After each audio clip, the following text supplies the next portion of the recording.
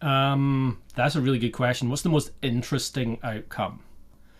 See, because it can be interesting good and it can be interesting bad, right? I have had the experience. We'll start with the interesting bad, right? Or it depends how you look at it. It depends how you look at it. It could also be interesting good, right? But I had this experience with a company in the United States that was a very old school type of company. Put it this way, the cubes. If you're not familiar with the way things work in the US, you often have these cubicles with partitions, temporary partitions around each desk where you've got a finite amount of space and that's yours. And they're quite high, so you don't hear other people, but this big cubicle thing. The cubicles had oak paneling. That's how old school this organization was and how much money was going around. And one of the problems with organizations with huge amounts of cash flow and huge amounts of cash to throw around is that they're not that interested in change, right? Because change is risk, and if we have a huge cash cow that we're milking, then why should we change and potentially risk that cash cow? Which is why Ken Schwaber talks about the time to go into an organization and affect change is when they've most egregiously failed to deliver something, right? That's when people are most open to change. But in this organization, I did a whole bunch of sessions. It was kind of DevOps and Agile. It was all homegrown. It wasn't. It was probably prior to doing a lot more stuff with Scrum.org. But I managed to convince the 30 people in IT leadership and management that this Agile and DevOps thing is a great idea. We need to move towards continuous delivery. We need to move towards inspecting and adapting, closing the feedback loops, gathering data, figuring out what's going on. So this IT was totally sold on this idea.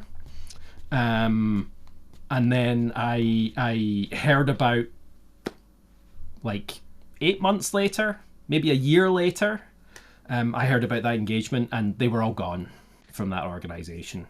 They'd all effectively been fired because the organization had decided not to go that way anymore. So as an organization, we're not going to do Agile, we're not going to do continuous delivery, we're going to do the same thing we've always done.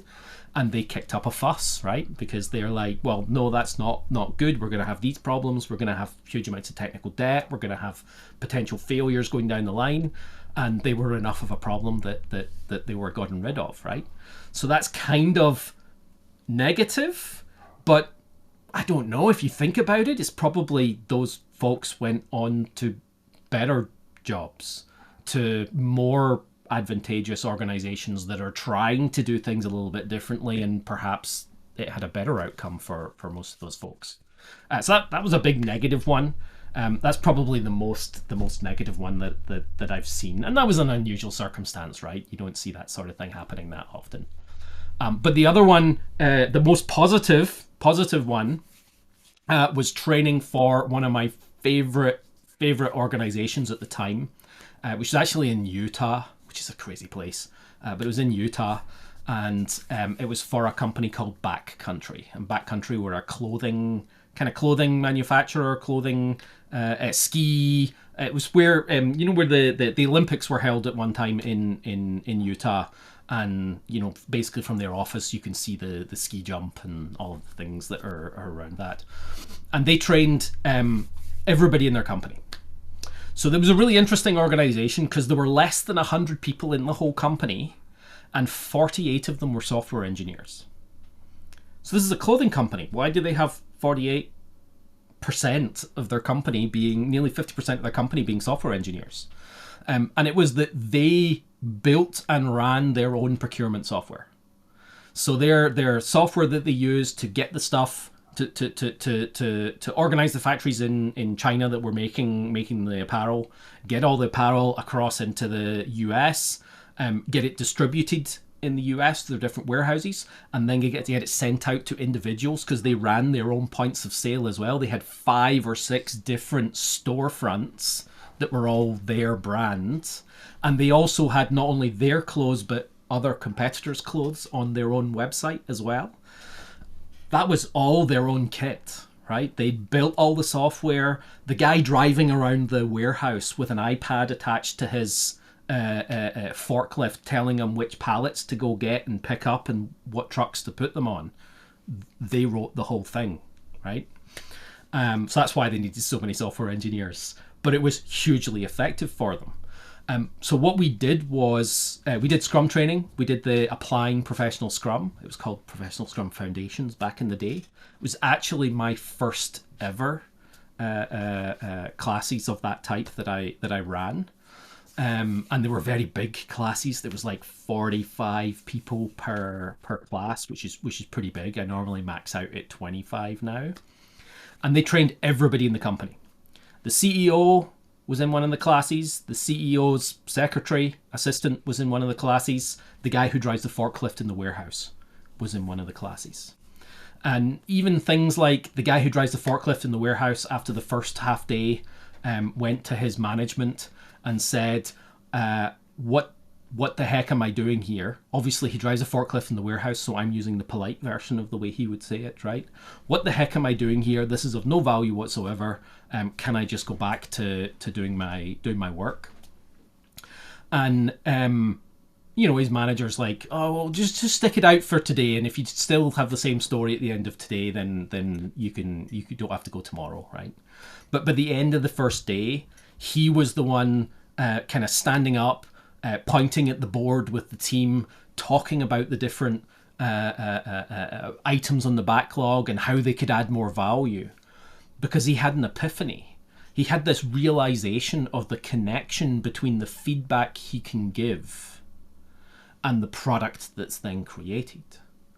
So he realized that he was uniquely positioned to provide major influence to the way the software worked for him to better support the success of the organization. And it was this, I need to be involved in this. I need to be part of this story. And that was just a fantastic thing to see and hear. There's a little bit more to the story than that. But I still get emails from people in that organization. And that would be 12 years later. I still get emails from people in the organization saying it was a complete game changer for the organization, that experience.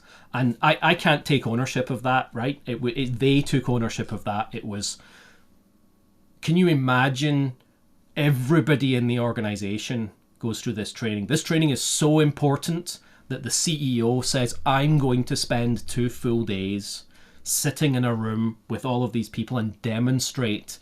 Even if they know all the stuff already, I'm going to sit here and demonstrate to everybody in the room how important this is, how important it is to our strategy going forward. That for me is leadership, right? And that was the most amazing class I've ever been a part of. And then going forward into the future, their CIO has called me in to do additional training with them at Health Grades, which you can see some videos on my YouTube from the folks at Health Grades. People have gone off to work at Coca-Cola, which I've done training for. That was a great experience for me, for them, and for their organization. Thanks for watching the video. If you enjoyed it, please like, follow, and subscribe. I always reply to comments. And if you want to have a chat about this or anything else, Agile, Scrum, or DevOps, then please book a coffee with me through NKD Agility.